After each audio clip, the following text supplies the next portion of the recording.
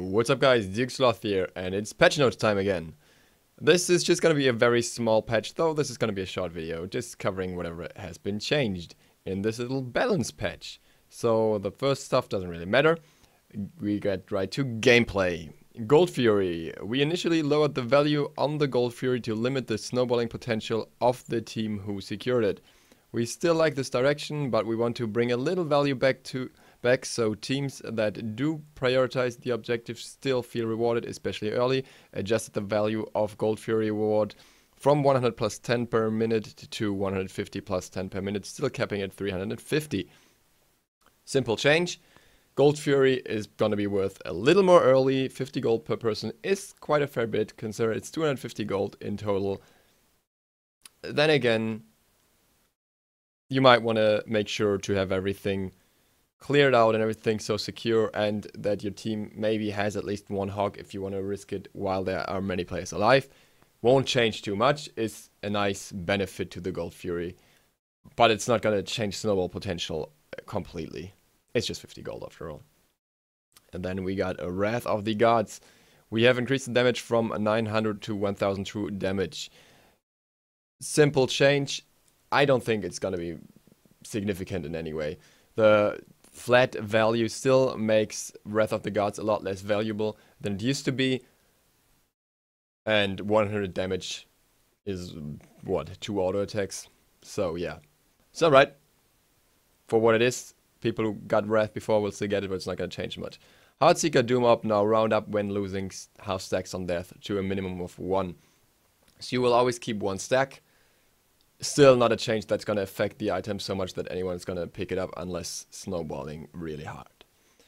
Let's get to the guard changes. Nox.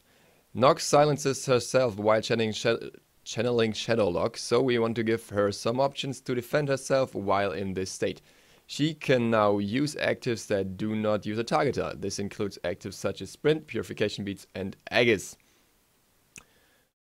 Nice little change. So basically allowing you to get out of things while channeling. I wonder if it's gonna include actives that have an area targeter, as for example Curse would have. I doubt it though, and this means that you could probably use Sprint but not Heavenly Agility from what it seems to be so far. Bit of an itchy thing, kinda, you know, as you would be able to use Sprint 1 and 2, but then you can't use Heavenly as soon as you bought it. We'll see if that's actually the case. The rest are just fixes to her abilities. Not gonna change much for Nox overall. She's a bit safer while using it, but she's not gonna be any different tier or anything. Jungle, Jade Rabbit. Increase the speed for Jade Rabbit to shorten the time he takes to purchase items. Actually, slightly more significant than some people would think. Not so much for Conquest, but for Joust, because she can just stay in lane even better with getting the items right away, getting extra MP5 right away, and so on and so on. Insignificant benefit for the solo lane, so it's alright. Redatusker, Flurry of Acorns, corrected rank 1 of Flurry of Acorns cooldown from 8 seconds to the desired 12 seconds. Little nerf actually, considering it's gonna be a lot longer, but as it's just a fix, that's what has happened. Ravana, Raven, whatever you want to call him. This guy has seen more changes than you think, and I'll just move over to Twitter for a second, because this is the actual relevant thing here.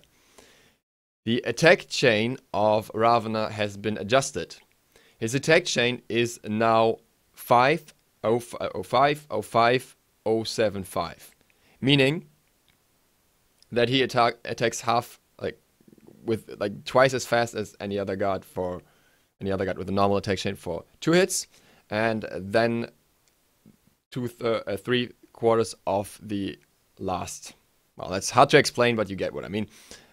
He attacks faster than other guards, but he still has extra damage on top. So his second hit, which is on 0.5, still does 7.5 damage, whereas the last hit actually does 1.0 damage. So there's an extra 25 damage each, basically.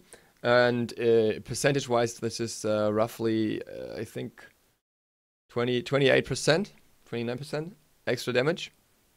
Thanks to Flare Boot for calculating that.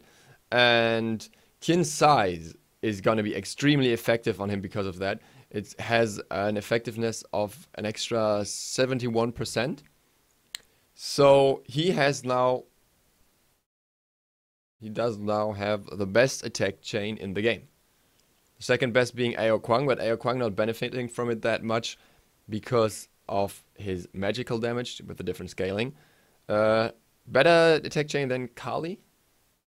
So perfect god for Kin Size now, if I'm not wrong, if I'm not forgetting any hidden god there is. On top of that, he gets other buffs. Chain of Blows, increased damage multiplier from 7.5% per sec to 10% per sec. So maximum of 80% in total. Basic attacks are now corrected, as I just showed in the Twitter tweet. His overhead kick is now allowing him to be crowd control immune.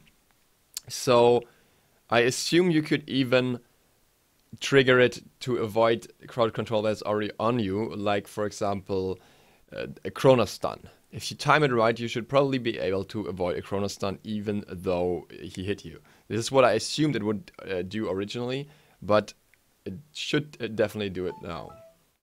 I'm very sorry about that. Then 10-hand Shadow Fist. The heal is now changed over to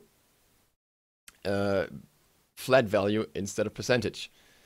And the cooldown is also reduced a little bit. This is quite a fair bit of a change as well. Especially the flat value is really nice because the percentage healing just wasn't really that much. And 60 per hit is decent enough. Mystic Rush gets another buff. Damage reduction now scaling up to 60%. And it also doubles the stacks on your passive on Chain of Blows, so you get extra damage. This allows you to initiate or re-initiate with it better because you get that extra damage from Chain of Blows as well. And it is now a little more than a boring leap because you have the extra defense. I still think that the time frame is fairly short, but in general it's a lot better than it used to be.